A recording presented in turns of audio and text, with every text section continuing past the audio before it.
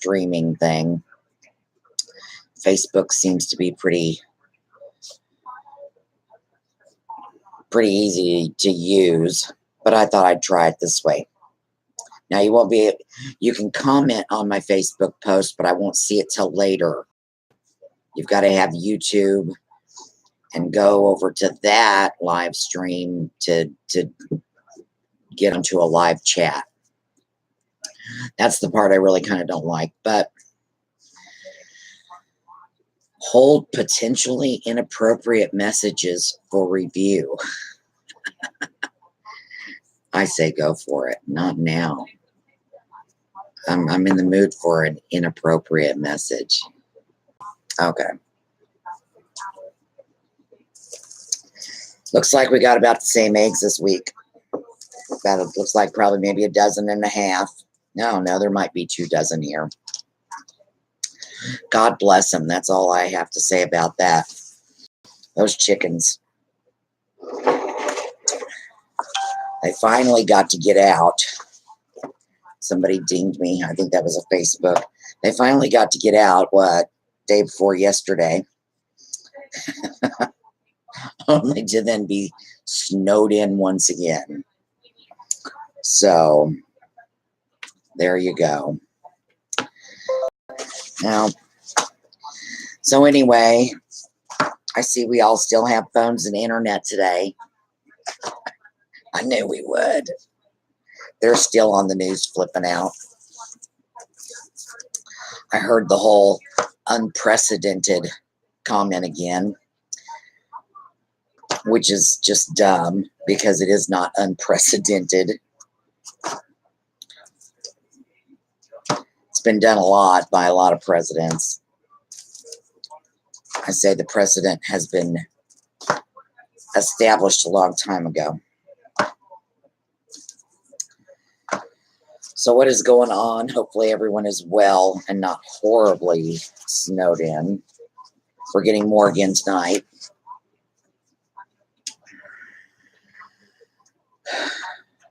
I kind of said everything I was going to say yesterday. I had to get on and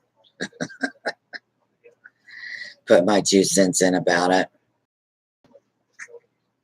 But on to thinking about what my goal is here.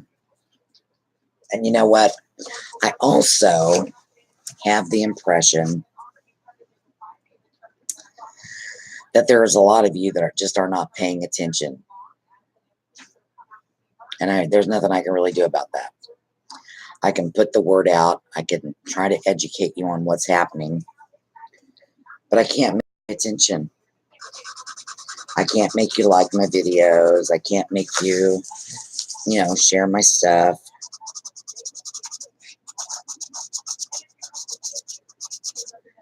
But I will tell you this.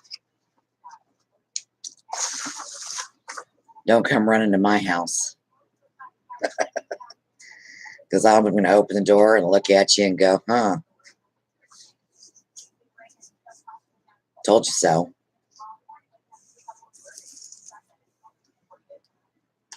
And you're like those drivers that 5 miles down the road, when you see the sign that the right lane is closed, and you wait till you're 30 feet from where the lane ends to get over. Guess who's not going to let you in?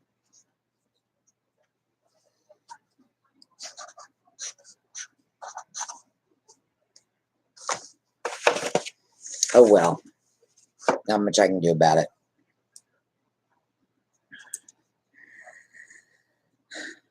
Gonna do my bread video, hopefully today, if I can figure out how to get an overhead shot. That's kind of been a little challenging, but it's gonna be a really good video, so I hope you look for that. And I'm not really going to be canning or doing anything this week in that regard. This is kind of the off week for that. I did grab my last jar of strawberries from downstairs and thought I'd make a cake with those.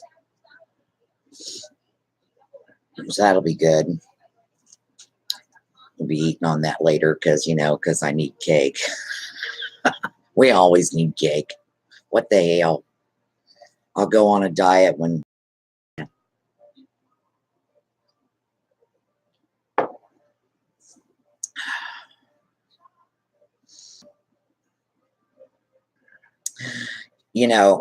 Something that I actually came across the last couple of days is prepping for the right stuff. We all put back our 1,000 pounds of beans and our 1,000 pounds of rice and 100 cans of this and that. And we have our ham radios and we have our solar powered thises and our, whatever generated that's, and we have all these toys and things. But what if your stuff just goes down for like a week? Your stuff just goes down for like a week because of a snowstorm or because of whatever. Are you prepped for that? Because it's not the same. If your family has no choice, they will eat your rice and beans. They will not have a choice. If you're only down for like a week and it's only your town, they're going to be going, hey, Nana, screw your beans. We're going to McDonald's.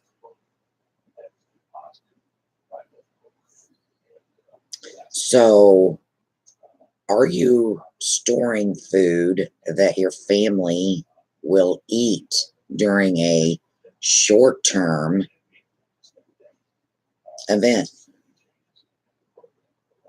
Or are you going to be trudging out in the snow and ice, waiting in 30-minute lines because everybody else is doing the same thing to get a cheeseburger? So think about that, especially if you got kids. I know some of you have a lot of kids. I had a lot of kids. So keep those MREs, those meals ready to eat, and for kids, that means, will they eat SpaghettiOs? Will they eat raviolis? Will they eat, chicken noodle soup? Peanut butter jellies? What will they eat? What do they eat every day? When you're home with them every day, what do you fix them for lunch? That's what you need to be storing as well. Yes, those are usually a little short-term on the shelf life, but as I've explained to you before, my cellar is kind of split up in a couple of ways. One way, it's got things in there that are deemed for long-term storage. I've got those down there to be there a long time. Other part of my cellar is rotating. Go in, I go out. I go in, I go out. Make that stuff. Hey, Carl, how are you, babe? Make that stuff part of your rotating pantry. You can still keep 6 months or more down there. That's not what I'm saying. But what I'm saying is keep down there what you're feeding those kids every day. Because you can't be feeding them one thing and then the lights go out for a week. They're not going to eat for you if you're trying to feed them beans every day. They're not going to do it. Although they might. Some kids really like beans, so whatever.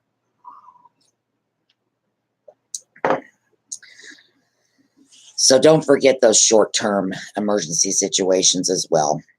The times when you're, 4 or more days out of electricity because of the weather.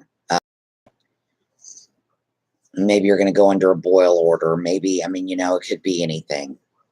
But it's short-term. You know it's going to end.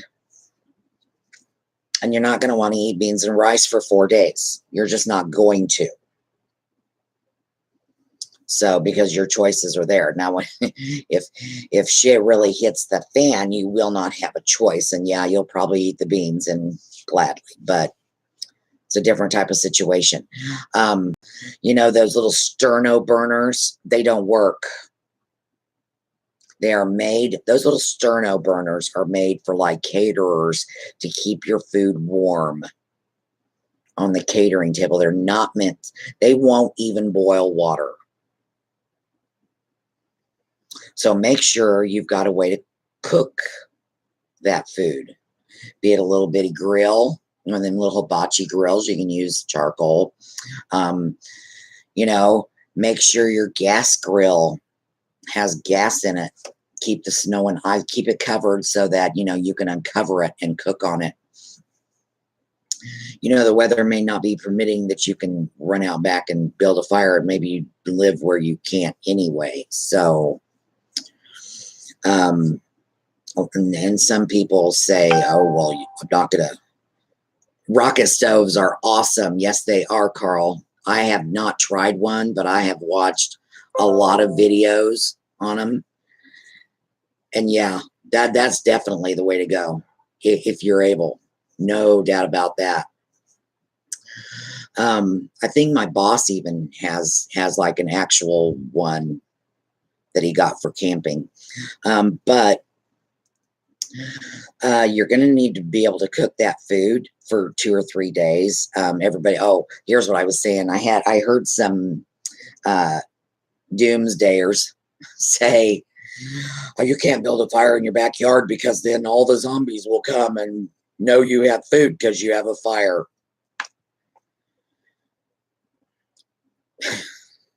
No, don't be freaking out about that. Number one, if your lights are out for a week, zombies are not coming. Build your damn fire in the backyard so you can cook your food if you're able to within the zones of your community. Light your grill, whatever, even after SHTF. Now, if I was in a really bad urban type environment and was trying to get out and needed to go gray, okay, don't build a fire. I mean, yeah, you've got to go gray. You've got to go covert. You've got to sneak out of the city. That's fine. That situation, I mean, the chances of that being your situation is pretty damn nil. Now, I'm not going to say it's not a viable situation. You need to be aware of the worst case scenarios for where you're at. But chances are, that's probably not what's going to happen. That's probably not what's going to happen. I'm more scared of the people who do not prep or store food. And then they find out that the government has little, if any, to give them. Did you get them? Hey, Carl, did you get those at Harbor Freight? Because they've got a really great 100-watt kit right now. Everybody's been reviewing them. I'm pretty impressed. If I ever get the money up for it, I'm going to get it. Anyway, what was I saying? I got sidetracked with solar panels. Oh, I'm more afraid of those people. Oh, that's awesome. Cool. You can run quite a bit off of those 4 solar panels. Anyway, those people who haven't prepped, who haven't prepared, and think that they're just going to run up to, you know, the courthouse and the government's going to hand them some cheese and some bread and whatever. And then they get up there and yeah, the government had some cheese and bread. But here's the thing about the government. Government's a lot like Walmart and Best Buy and all those big stores at Christmas time. Yeah, they've got a 72-inch TV for $300 and they've got 5 of them. So yeah, the government's going to be able to help you. The first 25 people that walk in the door, and that it's going to be done. And there's not much they can do about it. Not much you can do about it. So I'm more scared of those people and getting hungry in a really bad, you know, life-changing event. ransacking my house and deciding I have food. And deciding they're going to take my food. So, 200 amp batteries. How many did you get of the batteries?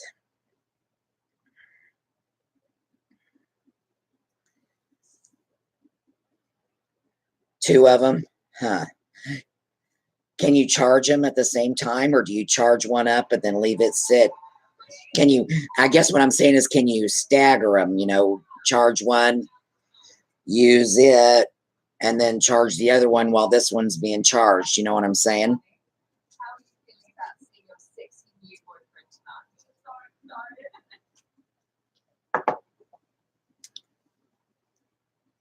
But that's super. That's really smart, Carl. Good job on that. Oh, okay. Use them both at the same time. That's good. And hey, you know, I was reading about those saltwater batteries. They have a minimum of a 10-year lifespan. I'm sure they're costly. I honestly don't know how costly. I'm sure they are. But that'd be the way to go, because one of the biggest downfalls of solar is, of course, the equipment breaking down. Your batteries, you know, you're number one, you're only as good as your batteries to begin with.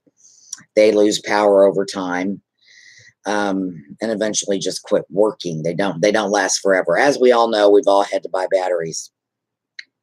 The other thing about the solar is the you know, the electrical components, the converter and all of that. If we are in an EMP situation, you're probably going to lose that. So, you know, and I don't think those inverters are very expensive. So it might be to your advantage to grab one when you're able and throw it in your Faraday cage or box, whatever you've built for yourself, if you've built one,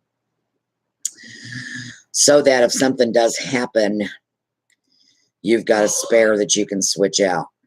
Now, I don't know if or how an EMP will affect the solar panel itself. I want to say that I don't think it will. Wow, in the whole system. Yeah. But yeah, I mean, but, you know, I sit here and gawk at 450 because I have no money, but that's really not a bad price at all for what you got. Not at all. Really not a bad price at all. And for other people, it's a doable thing. So, you know, you need to think about alternate sources of energy, because, you know, you might want to be able to run your ham radio, for instance. That may be the way you hear what's going on, because the sheriff's office, you know, they're all set up for incident command, and providing that nothing happens to our electronics, they are good to go. But they're all digitalized. Everything's digital.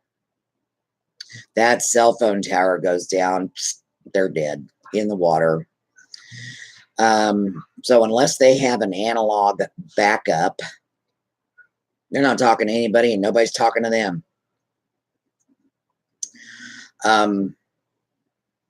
So getting a cheap CB radio or a cheap ham radio, I wished I had just one of my dad's. I know he probably had 2 or 3 CB radios, but you don't think about getting those until you think about getting them. Anyway, CB radios are a lot cheaper than ham radios. Oh, wow. Where are you getting Carl says he's building a bike to pedal a 12-volt motor to charge batteries. That's pretty good. That's an awesome thing. I know Carl, he's so electronically inclined. He's very lucky that way. Because, you know, it's these type of things that those skills are very, very useful.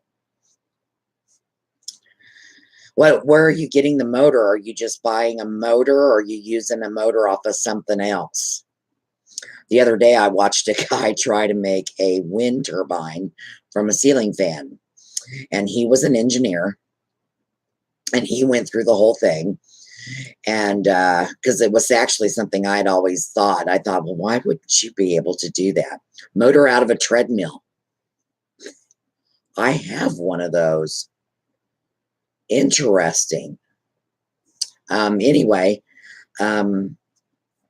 he tore it all down and put different blades on it, and monkeyed with the motor a bit. And by the end of the video, he was like, yes, you indeed can make a wind turbine out of a ceiling fan. But with the trouble you will have to go through to alter that motor to where it releases a charge energy for you to be able to harvest, just go buy a motor that already does that. Even if you're one that's inclined to be able to alter a motor to where it does that, just go get one. They're not that expensive. So, all the ideas you see out there on Pinterest, and yeah, Carl, we do. Carl, I'm trying to get a group going for like our county, for like-minded people who are wanting to learn about getting prepared and wanting to, just get together, when if crap does go south, it would be really nice to know who in my county I can, count on, relate to, feel trustworthy with, to barter with. I mean, do you understand what I'm saying? So I'll keep you abreast of that. We could meet at the library. It's free. Just something I'd like to do. Yeah. Because amazingly, there's a lot of people in our area that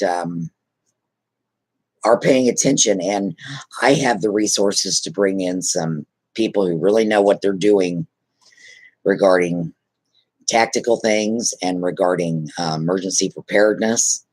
Our emergency management guy's really busy, but I bet he'd come to a meeting and talk to us. I know he would. He's in my office multiple times a week. So something to think about. I think we should. So anyway, back to what I was saying, just because on Pinterest they can make a mountain out of a molehill doesn't mean that it's going to be the best choice for you. And don't go into this thinking, oh, I'm not too worried about it. Because let me tell you, the guy who's starving is the guy running around in the woods with the best hunting rifle man ever made. Why is that, you say? Because hunting does not mean catching. They don't say, I'm going to go out and catch deer. They say, I'm going to go out and hunt deer, and they hope to catch them. They go fishing. They don't go catching. I don't know. I've heard a couple of fishermen say they were going out to catch fish. They were very optimistic fishermen. Anyway, you cannot guarantee. I don't care what kind of an Uber hunter you are, whatever. It doesn't make any difference. If your plan is to bug out and go live on the land, my suggestion is you buy a foraging book, because then at least you won't starve. You'll know what plants you can eat and what plants you can't eat. Plus, after the first, few days, all the animals are going to be like, dude, whenever I go out in the open and there's people there, people get shot. So guess who's going to hide from you? All the animals.